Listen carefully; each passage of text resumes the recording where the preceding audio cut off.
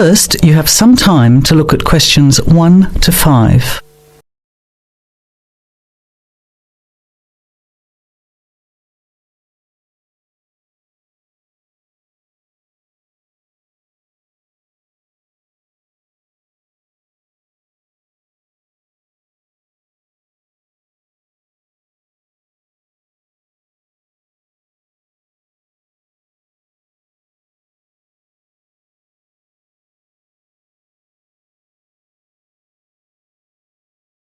Now, let's begin.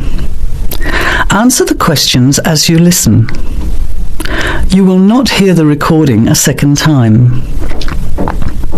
Listen carefully to the conversation and answer questions 1 to 5. Hi Andrea, how are you feeling now that exams are over? It's fantastic to have finished, isn't it? And to sleep in every morning. What about you? Well, I've been catching up on sleep too, but I've got a lot to do before I leave for England. Perhaps you could give me some advice. I've got a lot of things I can't possibly take back with me, but I don't know what to do with them. Well, it depends on what sort of things they are and whether you're thinking of giving them away or selling them. Well, almost everything. Furniture, the fridge and other kitchen stuff that I bought from the previous tenant. But the new people have already got what they need, so they're not interested in buying stuff from me. I can't afford to give it away, but I'm not sure how to sell it all. Oh, and there are some clothes and books as well. Why can't you take them? The books are really heavy. It's so expensive if you exceed the airline baggage allowance. And the clothes just won't all fit in my suitcase. It's amazing how much stuff I've accumulated since I've been here. Anyway, I don't think I'll need as many summer clothes in England as I have here in Australia. I see. Well, there are several alternatives. First of all, you could put up notices around the university about the books. You know, on the notice boards in the Student Union building and in the economics department. Anywhere second and third year students will see them. People are always keen to buy cheap textbooks. Okay, what should I say on the notices? Just put the titles, authors, and price you want, your name of course, and maybe put your phone number on those little tear-off tags. That's a good idea. And what about the furniture? You could try doing the same thing, but usually students are away all summer, so they don't want to buy furniture now. Another place to try might be a second-hand shop. Someone from the shop will usually come around and give you a free quote, and then you can decide. But you don't usually get much money for that sort of stuff. Before you hear the rest of the conversation, you have some time to look at questions 6 to 10.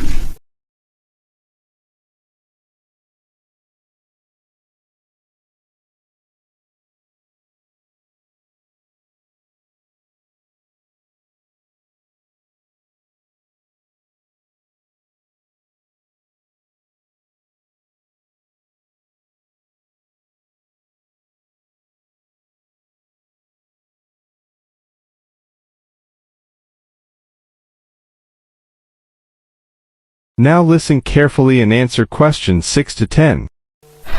Another alternative is to put an advertisement in the Trading Post. Do you know that paper? It comes out every week advertising things people want to sell. You have to pay to put the advert in and then hope people phone. Give them as much information as possible, and if they're interested, invite them to come and have a look. The hard part is agreeing on a price. No, I haven't seen the Trading Post, but I should have a look at it. And I could advertise the fridge, the microwave and the furniture.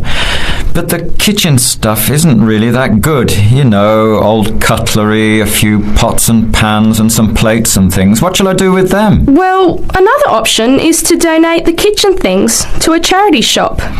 You know, like the Salvation Army or St. Vincent de Paul. Why don't you get a second-hand shop to give you a quote first? Yes, I could do that. Find out how much they'll give me and then decide whether to sell them or give them away. But I've still got the clothes. A charity shop will take them too, as long as they're in good condition. And even though you don't get any money, at least you know that someone who really deserves some help has benefited. That's a good point. I'll advertise the expensive stuff, the furniture, and donate the clothes and kitchen stuff. Let's go and buy a trading post and you can help me write the advert. Well, actually, I'm interested in buying the fridge and the microwave, depending on the price, of course. Okay, let's see how good you are at bargaining. That is the end of section 1. You have half a minute to check your answers.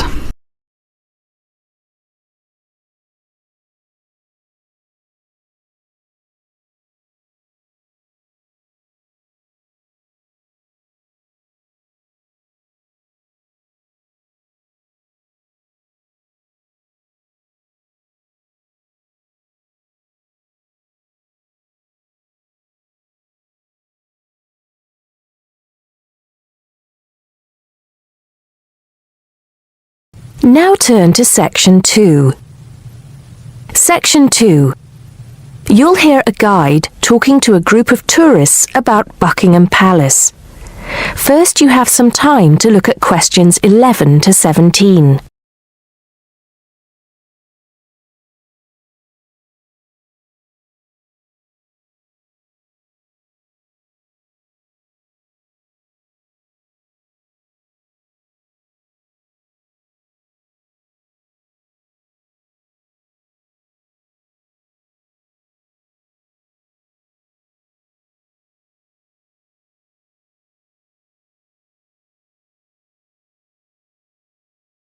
Now listen carefully and answer questions 11 to 17.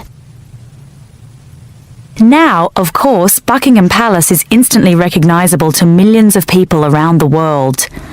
As we pass the palace, I'd like to tell you a few things about the history of this famous building. We think the first house was built here around 1624. In 1674, that house burned down and a new one was built, called Arlington House after its owner, the first Earl of Arlington. Then, in 1703, the first Duke of Buckingham changed the design of the house and the name. It was then known as Buckingham House. The building we see in front of us now has undergone many changes since it was first built. The east front, which is the part we see from the road, was added as part of the work done by Queen Victoria and was completed in 1850.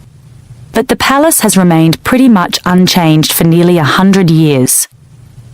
The last major changes to the structure were made by King George V, who, in 1913, had the east front redesigned as a backdrop to the large memorial to Queen Victoria, which had just been placed outside the palace gates. Since then, only minor changes have been made. I should point out, though, that the palace was bombed 7 times during the Second World War, most seriously in 1940, when the palace's chapel was destroyed. Today, of course, it is the home of the royal family, but that wasn't always the case, although they did own most of the land it was built on. It was George IV who turned it into a palace, doubling its size when he became king in 1820. He had inherited it from his father, King George III, who, in 1761, had become the first royal owner of the building, though it was still not used as the home of the royal family, just as a private home for Queen Charlotte. It was known as the Queen's House at that time. King William IV finished the work after his brother, George IV, died. But King William never moved into the palace. In fact, in 1834, he offered it as a new home for Parliament after the Houses of Parliament were destroyed by fire. The offer was not accepted, though, and in 1837, when Victoria became Queen, the house became the main royal residence in London. However, Victoria and her husband, Prince Albert, found the house too small, so they carried out building work to further enlarge it. This included building the east front, which I've already mentioned as the part we are looking at now. Victoria was also responsible for moving the Marble Arch, built as a part of the palace itself in the 1820s, to where it stands today, separate from the palace on the corner of Hyde Park. For 20 years or so, the palace was often the setting for huge banquets, dances, and musical performances. This period lasted until Prince Albert died in 1861, after which Victoria spent very little time there, and the palace was hardly ever used. Before you hear the rest of the talk, you have some time to look at questions 18 to 20.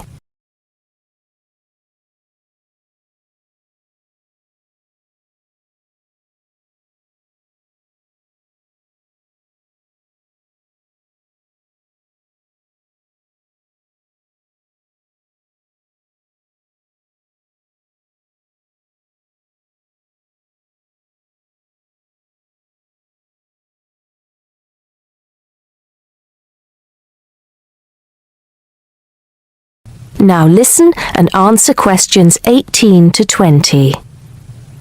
When Victoria died in 1901, Edward VII became king. He was responsible for most of the decoration inside that exists today, and the dark days of the later part of Victoria's reign were fairly quickly forgotten as the palace came back to life. The palace has been in continual use by the British royal family ever since. A lot of people ask me if they can visit the palace. One way is if you're lucky enough to be invited to one of the 3 garden parties usually held every year. As many as 8,000 people attend these, although most of them do not get to meet any members of the royal family, and they don't see much of the inside of the palace. The garden is, however, quite spectacular, and it is the largest private garden in London, with an artificial lake, 30 different species of bird, and over 350 different wild flowers, some of which are extremely rare. Inside the palace, there are 240 bedrooms, 92 offices, and 78 bathrooms. There are also 19 staterooms, which are used for official engagements and ceremonies. Members of the public are only allowed to visit the staterooms, and then only in August or September when the monarch is not there.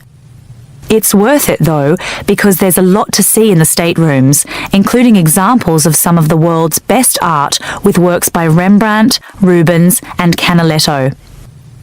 The tour, which lasts up to 2.5 hours, ends in the garden, where you can see more of the outside of the palace not visible from the road. That is the end of section 2. You now have half a minute to check your answers.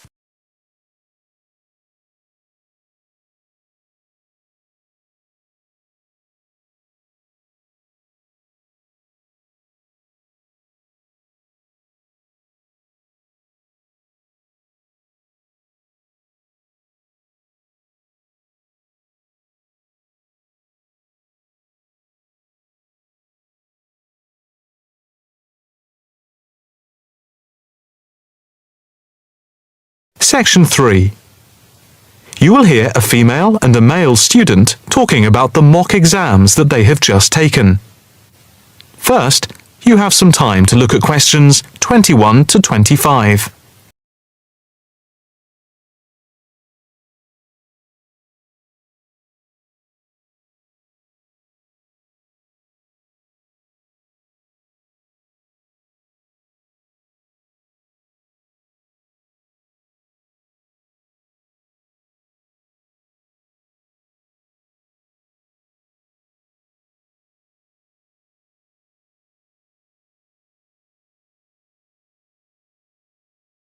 Now listen carefully and answer questions 21 to 25.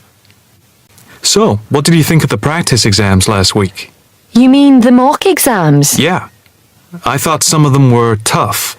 They were certainly hard and generally they were very long. Yeah, they were spread over a whole week, which made it impossible to relax. Exactly. But what did you think of each test? Of the 7 exams we did, the least enjoyable for me were the 2 3-hour essay papers. Why didn't you like the essay papers? I'm not particularly good at writing things down like that in a short space of time. And I don't think it's a good way of testing our theoretical knowledge of medicine. I'm the opposite, I'm afraid. I'm much better in the written essay exams than the other types of tests.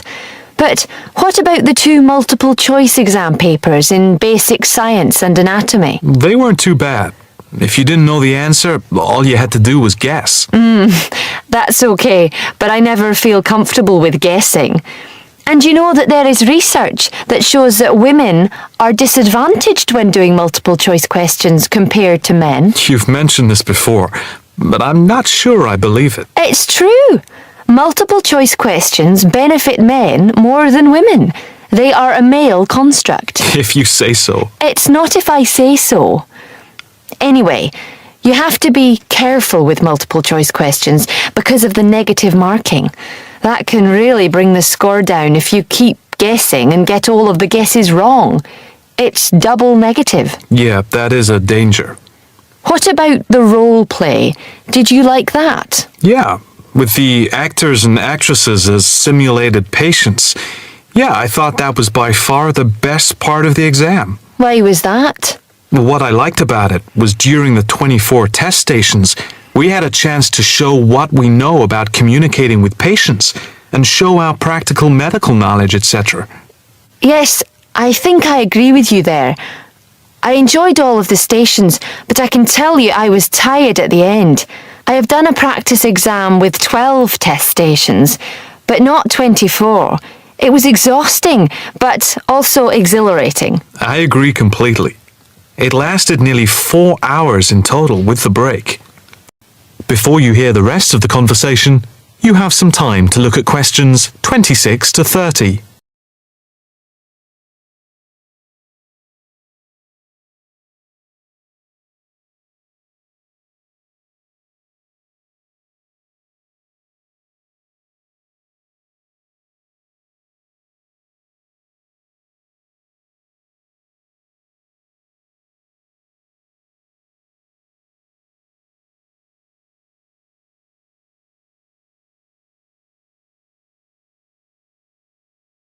Now listen carefully and answer questions 26 to 30.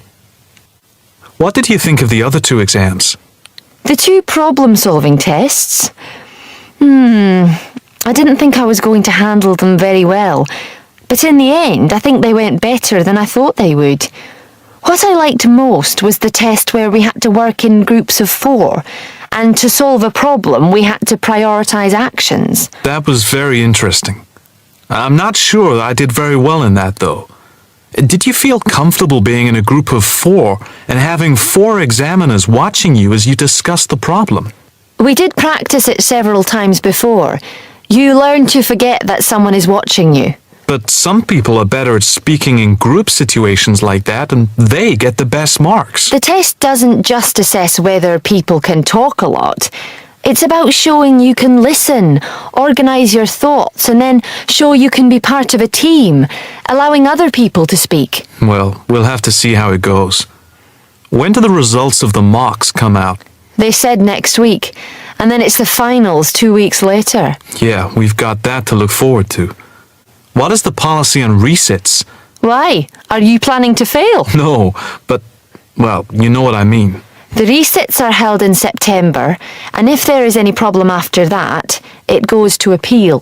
We'll just have to make sure we don't fail any part of the whole examination. I certainly wouldn't want to do any of it again. Me neither. It's hard when you are not allowed to fail any of the exams. I bet they don't have that policy in any other subject. Probably not. That is the end of section 3. You now have half a minute to check your answers.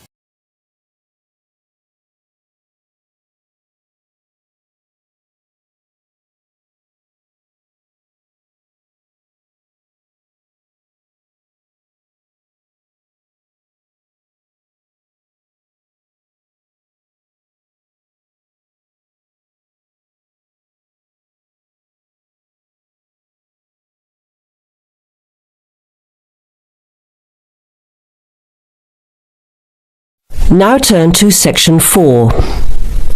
Section 4. You will hear a talk given by a lecturer to a group of civil engineering students on the reed bed system for sewage treatment.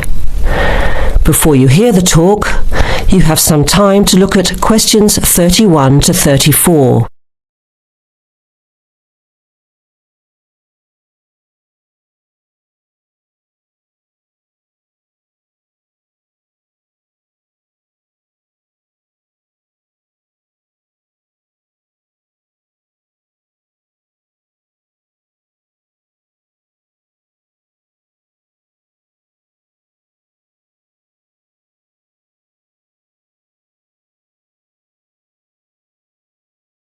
Now listen carefully to the first part of the talk and answer questions 31 to 34.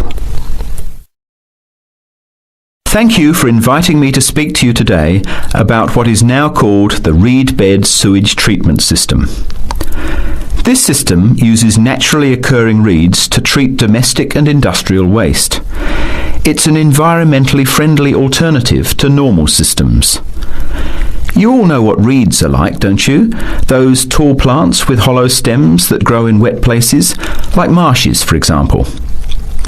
Here's how the system works. First of all, an artificial marsh is created. To do this, holes are dug about 1 metre deep and usually rectangular in shape. They are then lined with clay or plastic, and the liner is covered with gravel. After that, a system of tubing is laid, with holes in it, and more gravel is added to cover that. Finally, reeds are planted in the bed. The sewage is brought to settling tanks. From there, it is distributed to the roots of the reeds through the tubing. Note that the waste material enters the beds underground and remains underground. The reeds conduct oxygen very efficiently through their stems to the roots system. Here, bacteria work to reduce the waste material to basic elements. What comes out of the artificial marsh is water that has been cleaned through a natural process. The purified water leaves the reed bed through a simple outflow pipe. The water that comes out has to be tested. Sometimes it's held in a pond until it evaporates or soaks into the ground. Sometimes, after testing, the water is discharged directly into streams and rivers. Before the talk continues, with questions from the students, you have some time to look at questions 35 to 40.